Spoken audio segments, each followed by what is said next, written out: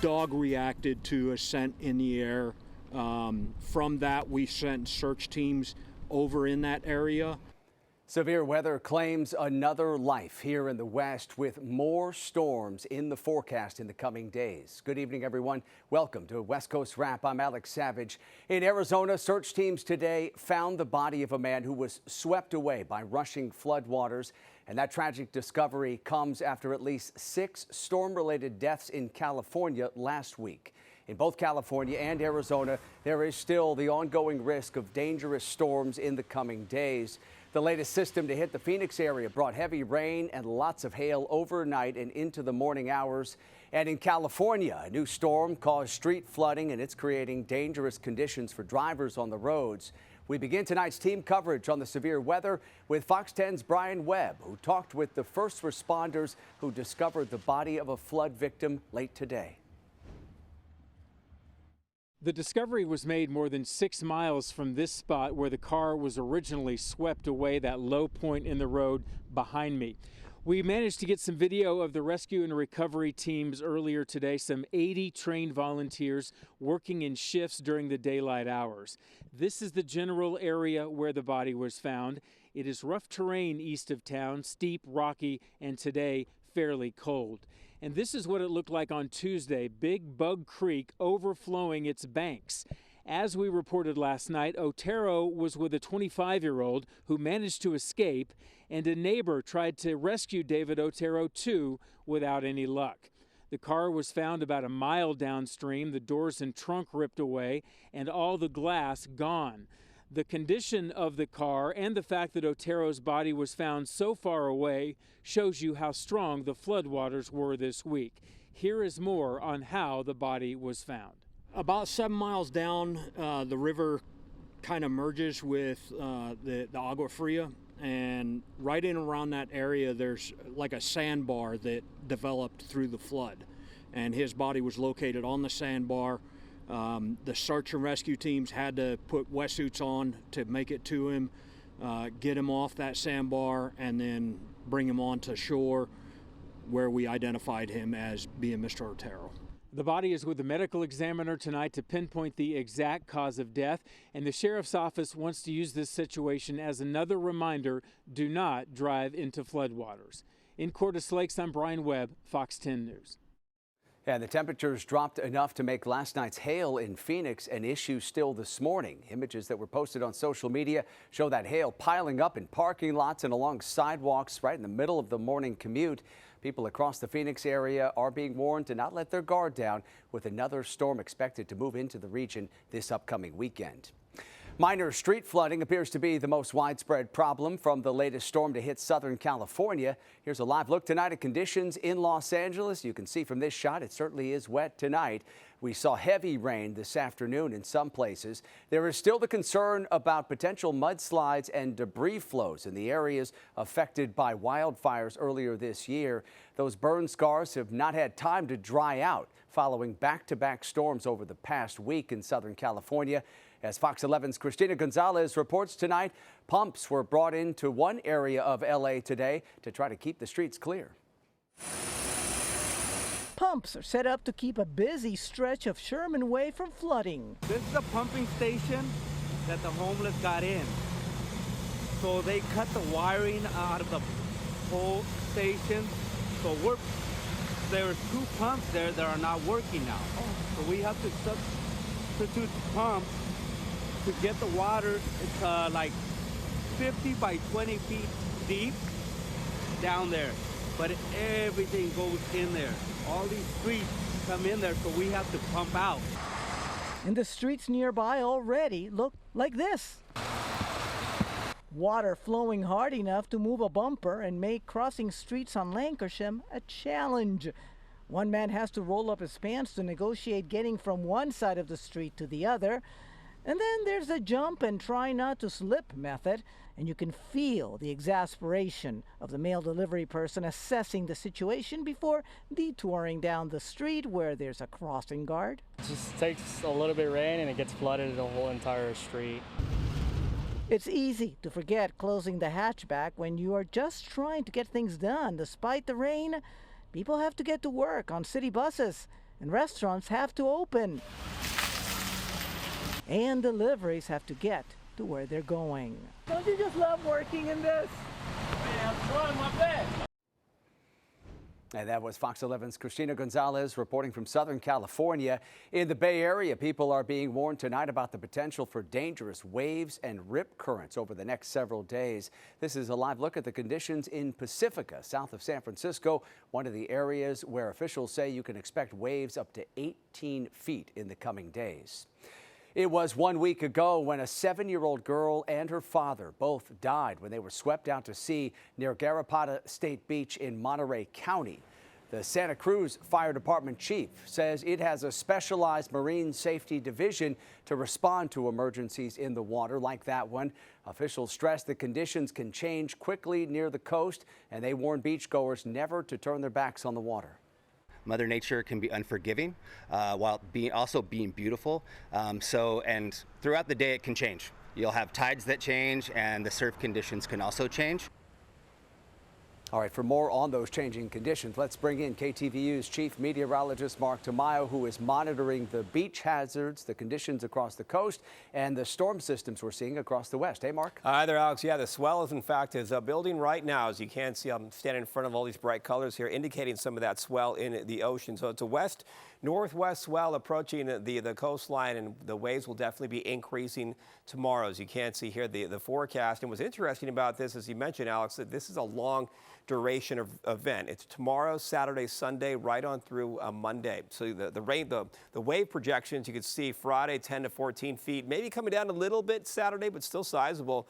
And then 10 to 14 feet on Sunday. And you just have to be really careful when you're heading to the coast, because you can actually be relatively quiet for several minutes, kind of a lull in the waves. But what's happening is you have that energy forming into a set wave, and that could quickly change things rapidly with some hazardous surf out there. So keep that in mind if you are heading to the coast over the coming days. Now, rainfall starting to add up in a few spots in Arizona. As you can see, Los Angeles so far 0.21, and adding to that right now, as you can see, a lot of coverage on the radar right now in portions of Southern California, from the Central Coast down toward Los Angeles, approaching San Diego. Not as much activity out toward the Phoenix area, but these look at some of the flood watches out there. In fact, as we coming closer to Los Angeles, we actually have a flood watch in place until 7 o'clock tomorrow morning for all these areas, as you can see here, for portions of Southern California. This area in red, actually out towards San Bernardino County, it's a short-term flash flood warning, so they're getting some heavier downpours. That's in place until 8:30. And then we'll move the maps around here, and it looks like we had a flood advisory out toward portions of San Bernardino County, but it looks like that has expired. Showing you this, the satellite and the radar, once again, the focus in terms of the rain showers today for parts of the Bay Area down towards Central and Southern California. As we come in closer, once again, they will continue to pick up the active weather for tonight into tomorrow morning. This was a scene today in Seattle, though, showing you a 0.08 with observed rainfall, 54 degrees. As we take a look at the San Francisco Bay Area, some rain showers, especially this morning. 0.26 in San Francisco, a temperature in the upper 50s. And look at all these cloud patterns here in Phoenix, 66 degrees earlier this afternoon. As we show you the rainfall projections, once again, these numbers really adding up. That could be potentially down in portions of Southern California. Here's the game plan for tomorrow, tracking the showers down toward Los Angeles. A chance in Phoenix and some more showers out toward Denver. Here's the forecast model picking up on that active weather for tomorrow. You can see all those yellows and reds showing up on the maps for tomorrow, especially for the first half of the day for your Friday. So here's the game plan over the next 3 days. Seattle, a 20% chance of some showers for tomorrow, but still lots of clouds in place. San Francisco, we're going to clear things out. A nice weekend forecast for the Bay Area. There's that rain cloud for Los Angeles and a chance of some showers out toward the Phoenix area. But still an active weather pattern really focused in the south, at least over the next 24 hours. Yeah, we got to be ready for more rain. Okay, yeah. Mark, thank you. People across Southern California are mourning the loss of a police officer who was killed in the line of duty. Alhambra police officer Alex Sanders died after an early morning crash that came at the end of a pursuit. One of the suspects he was chasing was also killed. Fox 11's Nick Garcia shows us how the community is honoring the officer's life. Colleagues and loved ones of Officer Alex Sanders marched behind the white van carrying his body in a procession from the Los Angeles General Medical Center to the coroner's office. The motorcade of mourners moving under the stars and stripes in honor of Sanders' service. The 28-year-old officer had only been on the job with Alhambra Police for 8 months, serving the Long Beach Police Department for a year prior. His intelligence, work ethic, and steady presence made him a respected partner and a friend. At a press conference, police say Sanders was filling in for a fellow officer when he was involved in a crash during the pursuit of an SUV. He died at the hospital. They say a person in the SUV died at the scene. Another was taken into custody and to the hospital. Through the day, several other law enforcement agencies showed up to the Alhambra Police Department to honor their fallen brother in blue, as did residents of Alhambra. Show my appreciation for everything that they do for us, like taking care of us. We're going to honor him, and we send a lot of prayers and to their family and to the community, to our police department here, and really sad, really sad. Officer Alex Sanders, a fallen hero who will never be forgotten. And that was Fox 11's Nick Garcia reporting tonight. Authorities so far have not revealed the condition of the surviving suspect from that early morning crash. Coming up tonight here on West Coast Wrap, dramatic dash camera video shows sheriff's deputies in Washington using a variety of techniques to try to stop a double homicide suspect during a high-speed chase, what it eventually took to bring that suspect into custody. Plus, amazement, excitement, and a bit of confusion because this is a world I'm unused to, but I'm learning in, and it's just good emotion. all of that intrigue inside a virtual reality classroom. We'll explain how this is making students excited to learn.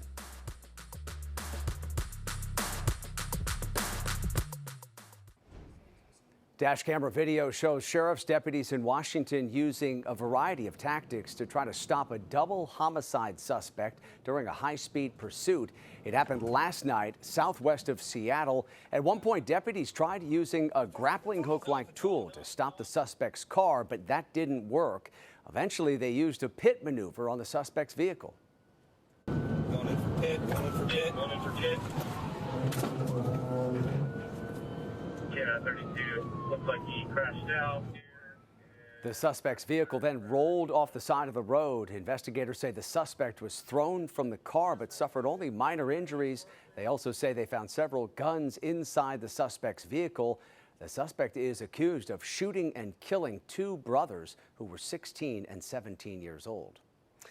Tonight, California lawmakers are pushing back against a Trump administration plan for new offshore oil drilling in the waters off California. The administration's plan calls for 6 offshore lease sales along the California coast between 2027 and 2030. It's part of the administration's sharp move away from renewable energy to oil, gas, and coal. There has been no new drilling in federal waters off California since the mid-1980s. State lawmakers are saying they will fight this plan in court. It's expensive, it's risky, it's a threat to our communities and our coastal economies. But this is an administration that just wants to slam dunk on a Democratic-run state. Politics are driving this decision over reality. We are going to have to refight and re-win some of these battles that many of you probably thought were already won and tucked away and were could never be challenged. That's not the case now. California Governor Gavin Newsom released a statement calling the plan, quote, idiotic. He went on to say, quote, this reckless attempt to sell out our coastline to his big oil donors is dead in the water. Californians remember the environmental and economic devastation of past oil spills. For decades, California has stood firm in our opposition to new offshore drilling, and nothing will change that. Washington Governor Bob Ferguson says operations at Seattle-Tacoma International Airport will be significantly affected if problems with a fuel pipeline are not solved by Saturday. This is a live look at SeaTac tonight, where a leak in the Olympic pipeline is limiting the amount of fuel that can be delivered to the airport. Governor Ferguson says SeaTac has limited fuel on hand to sustain airport operations in the run-up to the busy holiday travel week with Thanksgiving. He's declared a state of emergency over this issue. That declaration will allow commercial drivers who can transport jet fuel to work more hours than usual. Olympic pipeline operators say they are working right now to fix the problem, but there's no timetable for when those repairs might be finished. The Justice Department is going after Hawaii over the state's plan to impose new green fees. Fox's Jill Kuramoto reports the fees would be paid by cruise lines and their passengers. In a surprise move, the U.S. Department of Justice has filed a motion in Hawaii District Court asking a federal judge to let the federal government intervene in the cruise industry's lawsuit against Hawaii's green fee. In simple terms, the DOJ says Hawaii doesn't have the power to charge cruise ships this kind of fee, saying only Congress can approve taxes and charges on vessels when they enter a port. The green fee, known as Act 96, increases the existing TAT to 11% statewide, and it introduces an 11% tax on cruise ship passenger bills. The fee is projected to generate approximately $100 million annually to protect Hawaii's environment. Most in the visitor industry stood behind the legislation. We were supportive from the hospitality industry because of the fact that there was a nexus to tourism to address issues that not only affect tourism, but also affect residents here in the state. However, the cruise industry sued the state in August, arguing the fee unfairly targets cruise passengers and will add hundreds of dollars to the price of Hawaii cruises, negatively impacting an industry they say is already seeing a downturn. The DOJ says the case could set a national precedent. If Hawaii is allowed to charge this fee, they argue other states could start imposing its own fees on vessels. The federal government wants to avoid what it calls a, quote, messy patchwork of port taxes across the country. In court documents, the DOJ accuses Hawaii of using tourists and cruise lines as a, quote, revenue scheme to fund climate programs. Tourism sector leaders still believe the state must find a way to fund and protect Hawaii's natural resources. So if it doesn't happen, the onus is really on them to suggest what other alternative. All I know is this: to try to raise the TAT again is not the time to do that. In a statement, the State Department of the Attorney General says it is vigorously defending the legality of Act 96 of 2025 in this case and will continue to do so. Jill Kuramoto, KTVU News, working for Hawaii. Former Vice President Dick Cheney, who made Wyoming his home, was remembered today as a man who served his country well.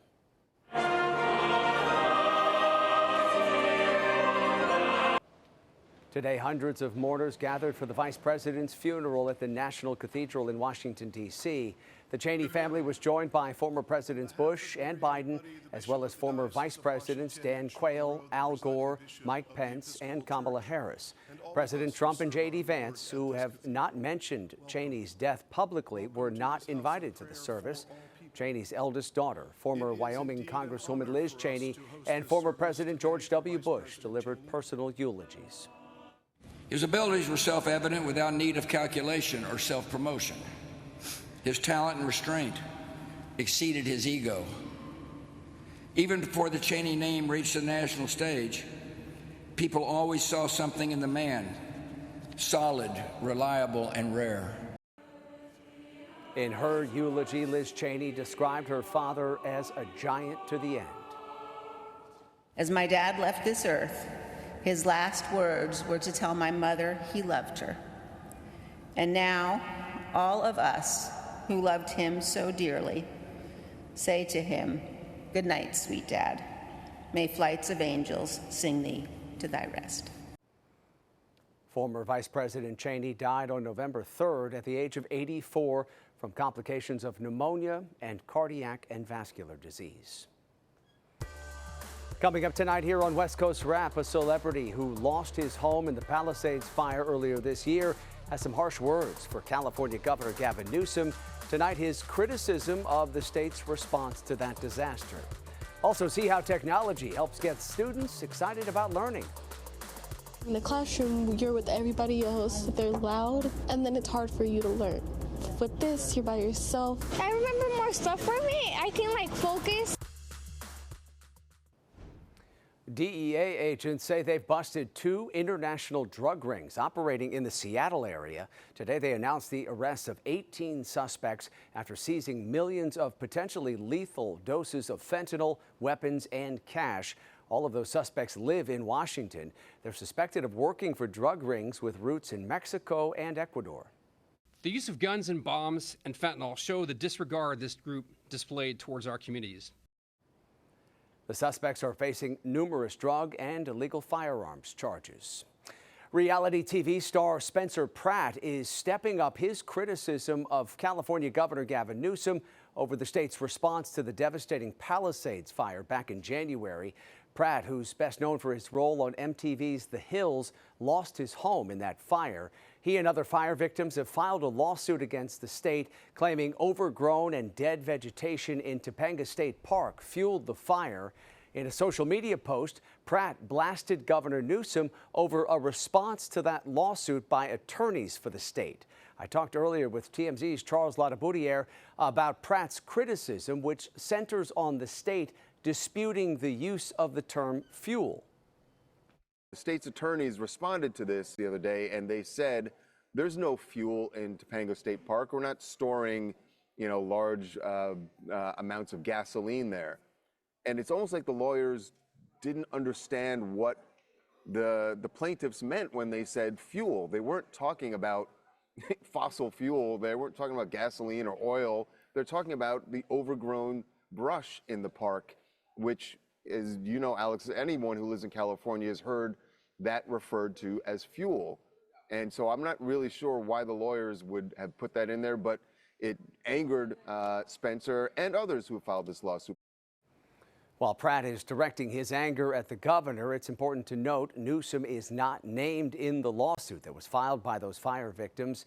TMZ reached out to Newsom's office for a comment, but has not yet heard back.